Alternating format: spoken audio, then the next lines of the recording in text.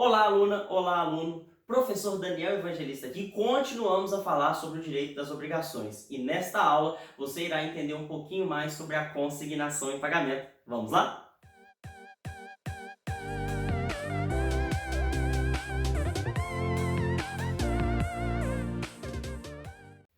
Pessoal, vamos lá. O que é consignar o pagamento?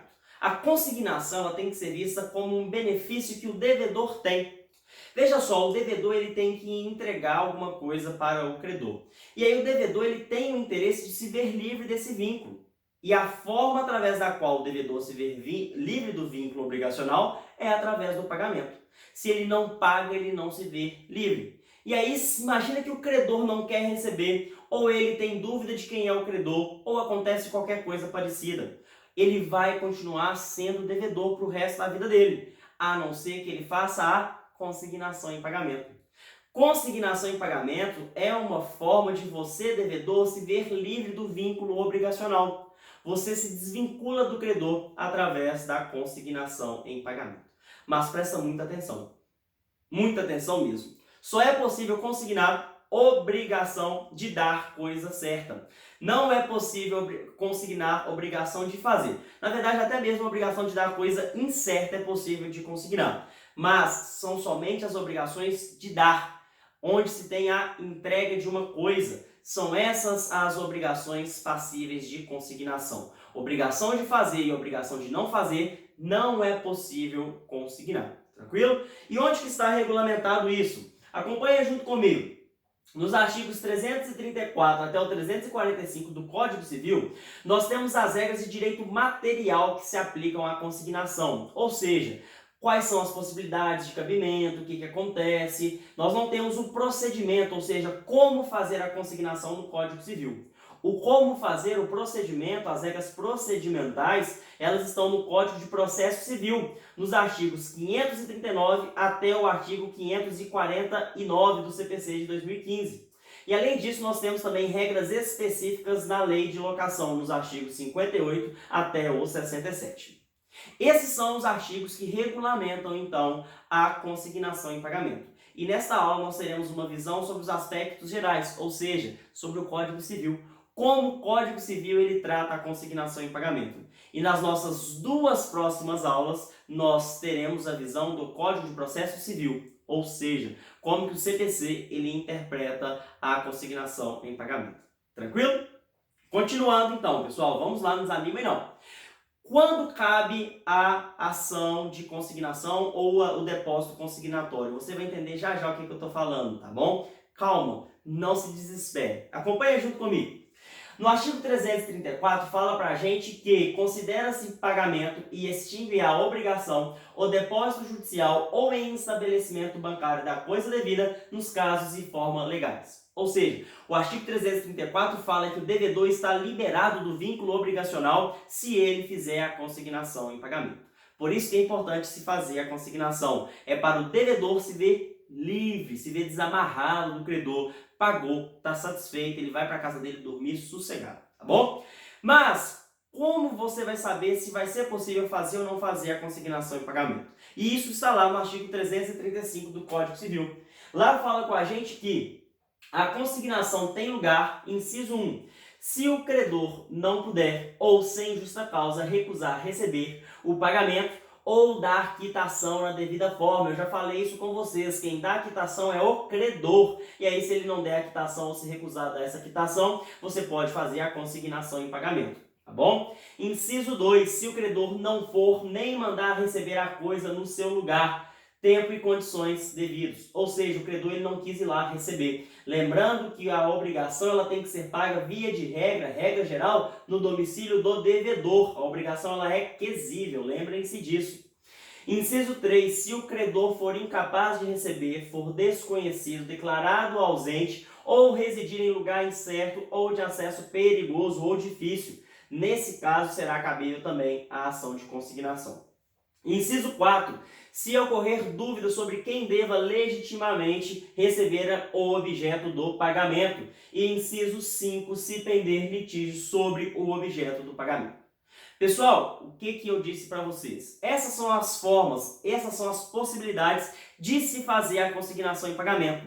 Acontecendo uma dessas 5 hipóteses, enquadrando-se o credor em uma desses 5 incisos, você, devedor, poderá fazer a consignação judicial ou extrajudicial para se ver livre do pagamento, para se ver livre do vínculo obrigacional. Você paga, mas você paga no banco ou em juízo. E calma que vocês vão entender isso tudo que eu estou dizendo. Você paga de uma forma diferente. Você deveria pagar diretamente para o credor, mas o credor se enquadrou em uma dessas 5 hipóteses. E para você se ver livre do pagamento, você terá que fazer a consignação em pagamento. Você paga, e aí você está livre do vínculo obrigacional. Tranquilo? Seguindo então, olha só o que o artigo 336 ele fala com a gente. Para que a consignação tenha força de pagamento, será mister concorram, em relação às pessoas, ao objeto, modo e tempo, todos os requisitos sem os quais não é válido o pagamento. Ou seja, para o devedor fazer a consignação em pagamento, ele tem que fazer observando tudo que seria observado se a obrigação fosse paga ao credor. Ele tem que pagar no local certo, no local devido, ele tem que pagar no tempo certo, igualzinho se fosse o pagamento ordinário. Só que aqui nós estamos fazendo um pagamento especial, que é a consignação em pagamento. Bom? Seguindo, pessoal, onde você faz a consignação em pagamento? Qual é o lugar da consignação em pagamento? Está escrito no artigo 337 que o depósito ele será requerido no lugar do pagamento, cessando tanto que se efetue para o depositante os juros da dívida e os riscos, salvo se for julgado improcedente. O que é isso? Se você não paga uma dívida, e aqui eu quero que você entenda o porquê que o devedor vai consignar. Porque se você não paga a dívida no tempo devido, o que vai acontecer? Pode eventualmente incidir juros na sua obrigação. E você, claro, assume o risco da coisa. Lembra daquele princípio da res perit domini? Que a coisa perece em desfavor de quem tem o domínio? Se a coisa está com você e ela se perde, você fica com os custos daquele prejuízo. Mas se você fez o depósito, aí o prejuízo vai ser do credor. Você considera, paga a sua obrigação quando você faz a consignação em pagamento. Tranquilo? Além disso, pessoal, os artigos 338 até o 340 falam com a gente sobre a possibilidade de levantamento do depósito feito, tá bom? De acordo com o artigo 338, lá fala que, enquanto o credor não declarar que aceita o depósito ou não o impugnar, poderá o devedor requerer o levantamento pagando as respectivas despesas e substituindo a obrigação para todas as consequências de direito. O que é isso? Se o devedor ele fizer o depósito, depois ele desistir desse depósito, ele pode pedir para levantar ele, para devolver esse depósito ao devedor. E aí, se o credor ele ainda não declarar que aceita ou não tiver impugnado, ou seja, não tiver feito nada no procedimento de consignação, é lícito ao devedor retirar, levantar esse depósito que ele fez, tá? Mas, olha só, de acordo com o artigo 339, se for julgado procedente o depósito, ou seja, falar lá que o devedor fez certinho aquele depósito, o devedor ele já não poderá levantá-lo, embora o credor consinta, se não de acordo com os outros devedores e fiadores. E o artigo 340 fala que o credor que, depois de contestar a lide ou aceitar o depósito, aquecer no levantamento, perderá a preferência e a garantia que lhe competiam com respeito à coisa consignada, ficando para logo desobrigados os co-devedores e fiadores que não tenham anuído. Pessoal, aqui nós temos as possibilidades de levantamento do depósito feito no procedimento de consignação. Tranquilo? Além disso, lembrem-se, pode ser que você tenha uma obrigação de dar coisa incerta e pode ser que essa escolha ela caiba ao credor. Se a escolha cabe ao credor, o devedor pode escolher por ele? Não, não pode. Como que vai acontecer o procedimento então? Veja junto comigo.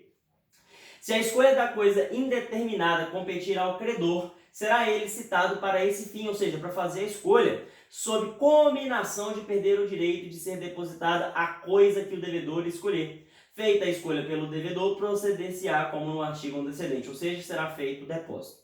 E no artigo 341 fala que se a coisa devida for imóvel ou corpo certo, que deva ser entregue no mesmo lugar onde está, poderá o devedor citar o credor para vir ou mandar recebê-la sob pena de ser depositada.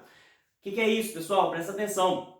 Se a coisa é incerta, o credor vai ser citado para escolher se a escolha competir a ele. E se for imóvel ou tiver ali uma regra para pagamento diferente, aí a pessoa vai ser intimada para retirar aquele bem naquele local onde deveria ser paga aquela obrigação. Tranquilo? E além disso, pessoal, nós temos as despesas com pagamento, está lá no artigo 343. Como assim despesas com depósito? Imagina que você fez a consignação em pagamento e você fez sem que tenha aqueles motivos que nós vimos para existir a consignação. Nesse caso você fez errado. E aí tem custo com banco, tem custo com processo. Quem que vai arcar com isso? Nós vamos analisar se era devida ou não era devida essa consignação em pagamento. E aí a ideia é que, se for procedente o seu pedido, é sinal que o devedor, quem tinha que pagar, estava certo. E aí quem vai arcar com os custos é o credor.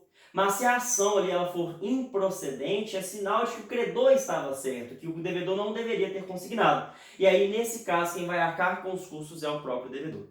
Pessoal, presta muita atenção nisso, tá? E a partir de agora, nas nossas duas próximas aulas, nós veremos a consignação judicial e a consignação extrajudicial. Como assim?